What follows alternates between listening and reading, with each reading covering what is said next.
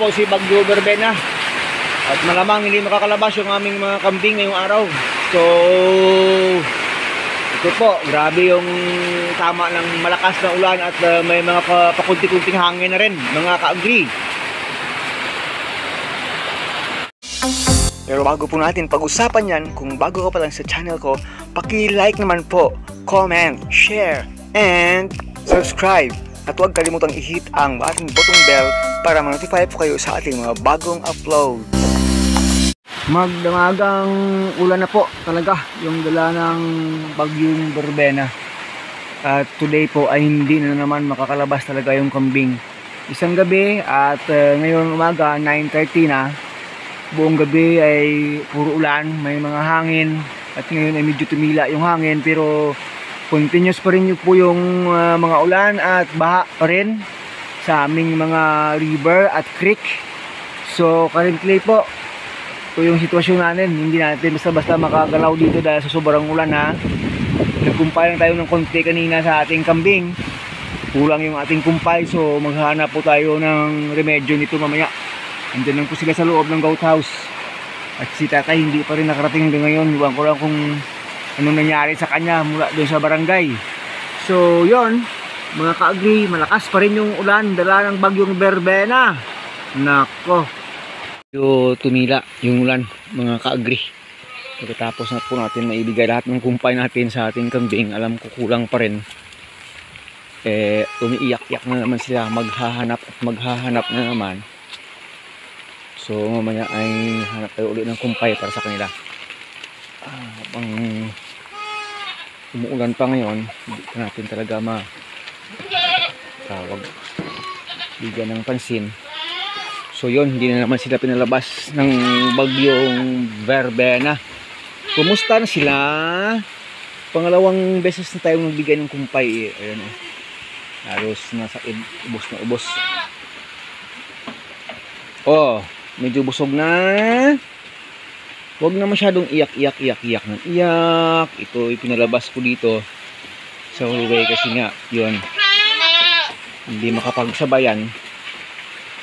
Oh, ubusin, simutin. Oh, ikaw marami pa oh. Hindi pa naubos oh. Oh, ikaw oh, mayroon pa oh. Mayroon pa oh, kainin nyo. Akala nyo ano lang humanap ng kumpay ha? Akala nyo madali lang ha? Palaging umuulan, dire-diretso yung ulan. Ubusin yung kumpay. Ubusin nyo. Kasi mamaya pag tumila na talaga yung ulan, ay magkukumpay tayo ulit.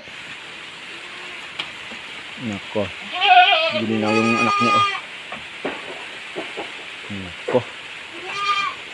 Ba't parang may pumutok?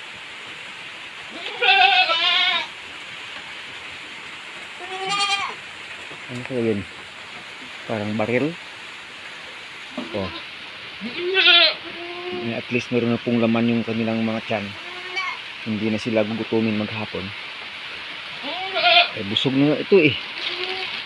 At least okay na. Pero maghahanap pa tayo mamaya ng kumpay pandagdag sa inyo. Para hindi kayo masyadong maano sa kalagayan nyo. As long as kaya natin maghanap. Ikaw hindi ka pa busog. Yun oh. Bakbakan mo. O ito, maghahanap pa ito. Kasi sanay ito sa labas. So, inubos din naman oh. Nilabas ko kasi hindi makapagsabay sa kalang nanay. Sabi ko basa pa kanina din sa loob. At least mo lang ay dito siya sa hallway. Dry dito. Pero gusto pumasok dito sa nanay. Bakit? Gusto na magdede. O kunti yung laman ng tiyan mo. Hanapan kita ng dahon dito sa labas ha. Kahit basa ha. Muna siya, binigyan ko muna siya ng dahon ng langka kasi hindi maganda sitwasyon yun. Kaya babuti yan para hindi mag-iiba yung tiyan yan. Yun yung mag-iiba. Kulang yung kain niya compare sa mga ibang maliliit. Siya yung konti yung laman ng tiyan. So yung iba medyo busog na kahit na hindi ganun kabusog. Pero mamaya maghanap tayo ng mga kumpay sa inyo. Kahit dahon man lang ng saging. Kasi continuous pa yung ulan talaga. Mamaya pag tumila yung ulan, huwag kayong mag-alala. Hahanap tayo at hahanap ng makakain nyo. Ito, busog na nga eh. Busog na nga yan eh. Puno na yung tiyan eh. Pero alam niyo naman yung kambing. Kahit na busog eh, ayan. O, ayan. Medyo busog na yan. Ito nga, medyo busog na rin ito. Pero alam niyo naman yung kambing. Habang meron eh, hindi natatapos-tapos. Eh, ito nga eh. Hindi mo inubos oh. Hindi siya masyadong masiba pagdating sa napier grass. Pero yung ibang kambing ko dito, pag napier grass na ko, walang ano, dire-diretso lang yan. O ito, busog na. Busog na yan. Pero syempre, sabi ko nga, kambing yan eh, habang meron pang pwedeng makain yan, kakain yan. Hindi tayo makapag, ano talaga eh, kasi continuous yung ulan. Tumila na lang konti, yan po, umaambon-ambon, pero alam ko hanggang maghapon mga ka-agree, ganito yung magiging sitwasyon natin. Dahil may bagyo talaga. Andyan pa sa palabas na ng Panay Island, eh, siyempre hagip pa rin kami dito ng kanyang trap. So, yan. Yung ating kambing, kahit busog na yung mga native natin, kahit busog na yan, maghahanap pa rin, gusto pa rin ng more and more. So, we will see mamaya kung ano pwede nating magawa. So yun po mga kakambing, maraming salamat po. Today hindi na naman pinalabas ng bagyong Verbena. Talaga, itong ating mga kambing dito. So ito ay sustaining lang, sustenance lang. Na pag bukas makalabas po sila, eh, makakabawi na rin sila bukas. Kasi pag naka-range po sila bukas, pag gumanda yung panahon natin, busog na busog po yan sila. Kasi babawi po yan sila sa kain. So ngayong araw, we are just doing our best na hindi po sila magutom. Yun lang muna, at hindi sila magkasakit, kasi kahit busog na busog yan sila pag naulanan dyan ng matagal sa labas. Yung native natin okay pa, kaya, pero yung mga hindi native nako, ang laki ng chance na magka pneumonia yan sila, kasi yan yung ayaw ng kambing natin mga ka-agree. Yun, hindi na naman sila makakalabas. Nako. So yun, nag-kumpay na naman tayo ng mga mulberry sa kanila. Yung may gustong kumain ng mulberry, kumain. Pag ayaw kumain, ayaw. So, itong isa na ito, hindi masyadong favorite nito yung mulberry eh. Kumakain na nito pakunti-kunti eh. Pero yung iba dito talagang gusto mulberry. Talaga yung mga kambing ano, kakaiba talaga ano. Yung iba ayaw ng mulberry, yung iba gustong gusto ng mulberry. Yun po, oh. Ito, ikan sa napier, pero pag sa mulberry, grabe. Oh, talagang kakaiba. Pero itong isa, ayan, bilis lang naubos yung mulberry. O itong isa, hindi masyado sa mulberry. Ano naman yung hinahanap mo? Itong isa, grabe oh. Busog na talaga.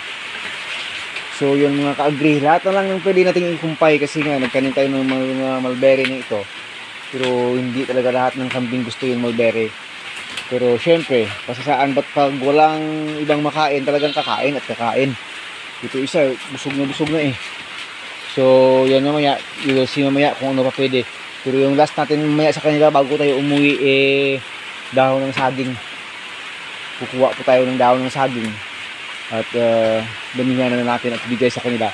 Para po eh hindi po sila magutom talaga. Pag bukas gumanda na yung panahon, well, ito, busog na rin yan. Ayaw ng maraming mulberry.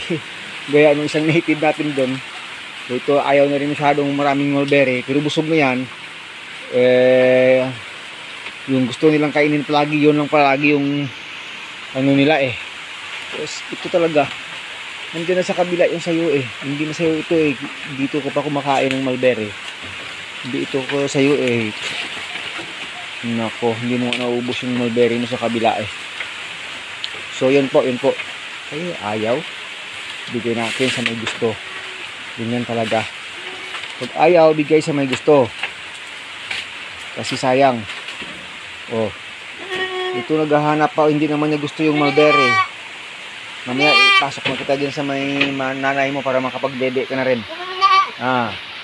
Medyo busog na rin. Yun mga ka-agree, yung iba ang bilis lang naubos yung mulberry, yung iba ayaw kumain ng marami, habang yung iba naman ay puspusan, lalo dito oh. Ayan, puspusan pa rin sa mulberry, gusto pa rin. Yung iba ayaw na, yung sakyan ubos na rin.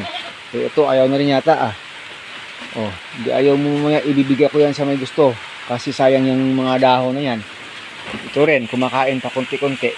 So yun mga ka-agri, hanggang dito na lang muna ito. Pinapakita lang natin sa inyo bagyong Berbena. Talagang ayaw palabasin yung ating kambing. Alam ko maghapon ganito pa rin yung sitwasyon, ulan lang ulan pa rin mga ka-agri. Hanggang sa muli, ingat-ingat tayo. Hindi maganda yung panahon, dasalan tayo at manalig lang talaga sa Panginoon. God bless us all!